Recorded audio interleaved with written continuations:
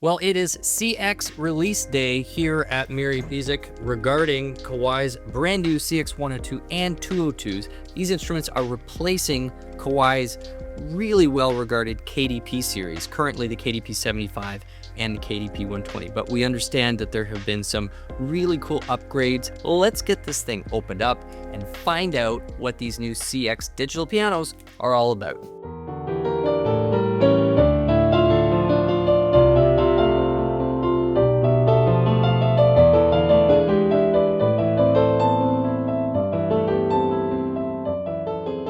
So we've got the CX-102 all set up. We're going to give you a play-by-play of exactly what makes this a killer beginner digital piano. We're going to drill into why this is giving me a level of musical connection and inspiration that I never was able to find with the KDP-75. Now, I didn't have to, because at the price point, you're really looking for functionality, you're looking for quality build, you're looking for ease of use, and you're sort of saying in the back of your head, well, that's okay, I'll save the musical inspiration for the $2,000, $3,000, $4,000 range. I am quite honestly shocked at the level of nuance and responsiveness and dynamic curve I'm getting out of this CX-102, because there are very specific things that Kawai has done with this machine that are giving me that extra dimension. So let's dive in and find out why.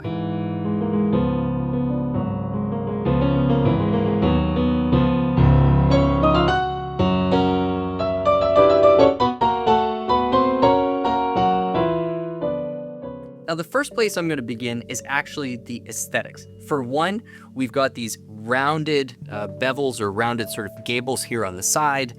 A lot of the edges that were sort of hard, where you could feel a seam on some of the earlier models, they've gotten rid of that. That's completely been smoothed out. They've redesigned a little bit of how the key cover looks in terms of some of those bevels and front edges. Also, the toe blocks are now rounded on the end. I've noticed that as well. And the shape of the pedals themselves are now also a little more rounded. And you'd think to yourself, well, why is that important?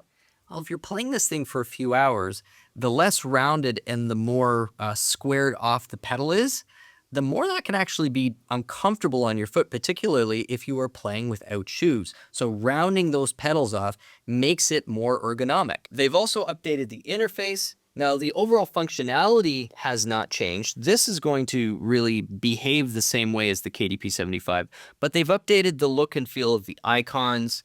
It's not a big thing, but it does have a more contemporary feel to it. And then something under the hood that you aren't going to see, but you are going to notice, is they've added Bluetooth MIDI. It still comes with the USB MIDI, but the CX-102 is now featuring the Bluetooth MIDI. Now, let's talk about this thing musically. So starting with the lead-off specs, this is 192 notes worth of polyphony, and we are still talking about individual 88-note stereo sample of the SKEX. That means when you turn this on and you're playing in the default sound, you are getting a really well-recorded 9-foot full-size professional concert grand piano at your fingertips. For a beginner piano, I really have to say that I think the CX-102 is probably the most responsive piano in its price class of anything that I have played in years, maybe ever.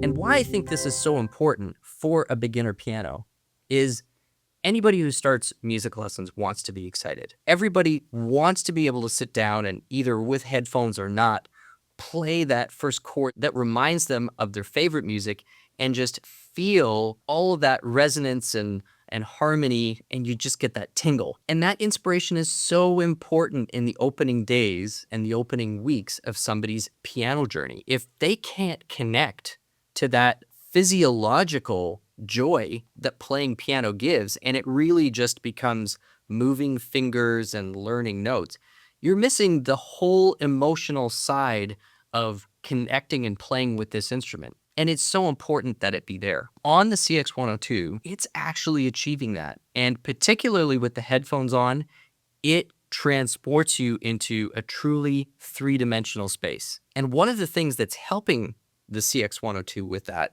whereas maybe that was a little bit missing with the KDP-75, is some of the power circuitry and amplifier circuitry has been updated.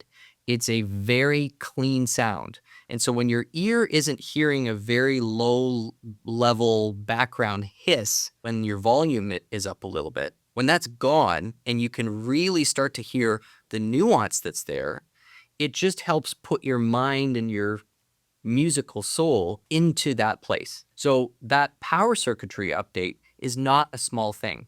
The other thing that they've done is they have, in addition to that, upgraded the amplifiers. So when you're not playing with headphones, you now have 22 watts of power, whereas it was 18 watts of power before on the KDP-75. And I would wager that for somebody who is sitting down at their very first piano, and this is the comfortable budget range, there aren't a lot of pianos on the market that's going to give you that tingle and that magical feeling in your ears and in your fingers than this will. Now, this does more than just play an acoustic piano sound. There's about a dozen or so other tones included in this, and you've got the ability to layer those, so you could play two at once, such as a piano and a strings. This also has an onboard recorder, similar to other pianos in its class, so that's not necessarily unique, but it is handy. And finally, there are built-in repertoire pieces that partner with a lot of popular lesson books to make this a really nice integrated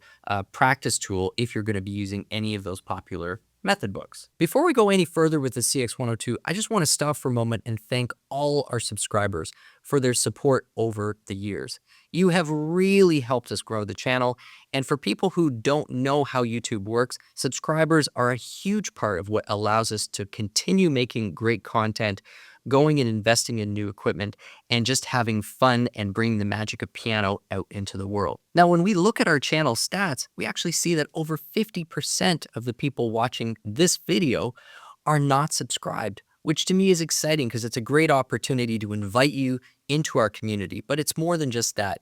As we move forward and continue to grow the channel, subscribers are going to have exclusive access to promotions, certain exclusive content that's going to be coming down the pipeline, and a number of other benefits that we are going to be introducing. So if it's not too much trouble, just hit that subscribe button. It'll be worth it, and we really, really appreciate the support.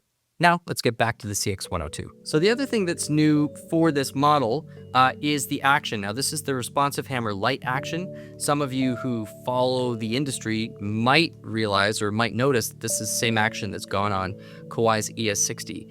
It's important to note that even though it is the same mechanism, the fact that this is in a home digital with a completely different reinforcement structure underneath it actually does change how this action feels in a CX-102 versus the ES60. Is more just to say that just like every other action, including acoustic pianos, when you change the reinforcement underneath an action and how much energy is going to be absorbed versus not, it really does have a big effect on your impression of the action. So how does this feel? Well, we've got a textured black key. It's kind of done in a matte finish. We also have a fairly texture-less but satin-feeling white key, which is a texture that's a bit new for Kawai, but it nonetheless feels quite comfortable and natural to play on. The action's got a little more give at the bottom than what was on the KDP-75, and also a little more give than what you will probably be used to if you've already been playing on acoustic piano. So this isn't an action where you go backwards from an acoustic experience or a top-level digital experience and come here and go, oh yeah, that feels exactly what I was expecting. But for somebody who is first learning, the fact that you've got this depth that you can keep digging for, and they've matched that to the tone curve so well, means that I think it's really going to help train young players how to control the dynamics very well. And the weight is right down the middle. This doesn't feel light, it doesn't feel heavy, and it's got a really nice quick return. This action is going to feel very responsive, and that's exactly what an action should feel like.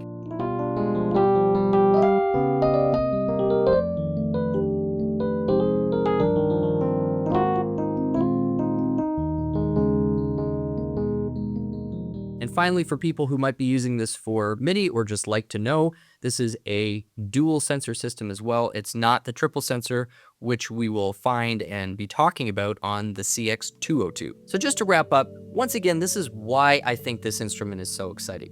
Yeah, if people always had the budget and can always move up to the next level, you're always going to find instruments that are a little more exciting to play on. But for people where this entry-level price range really is the comfort point, maybe this even is a stretch to get up.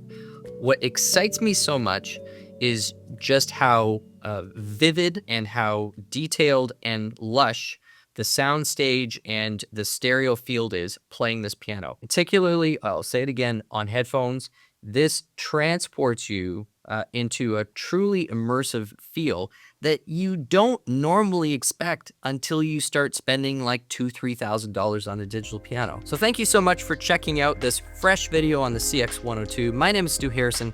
This is Merriam Pianos. Please remember that if you're interested in learning more about this instrument, you can check the links down in the description. It is available for shipping right across North America directly from Merriam Music. And if you're a regular subscriber, thank you so much for stopping by to see us once again. We look forward to your comments and thank you for your continued support. Thanks for watching, and we'll see you again soon.